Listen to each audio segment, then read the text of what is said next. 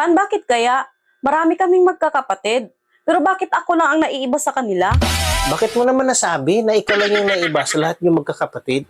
Lahat kasi ng mga kapatid ko, gwapo at magaganda eh. Pero bakit ako lang ang pangit? Baka naman sa mga ninuno ka nagmana. O kaya sa side ng lolo't lola mo. Hindi eh. Kasi gwapo at magaganda rin yung lula't lulo ko eh. Hindi mo ba natanong sa kanila kung kanino ka nagmana? Sabi ng mga kapitbahay namin, sa kumpare daw ako ni Papa nagmana. Naku, huwag ka magpapaniwala sa mga kapitbahay mo.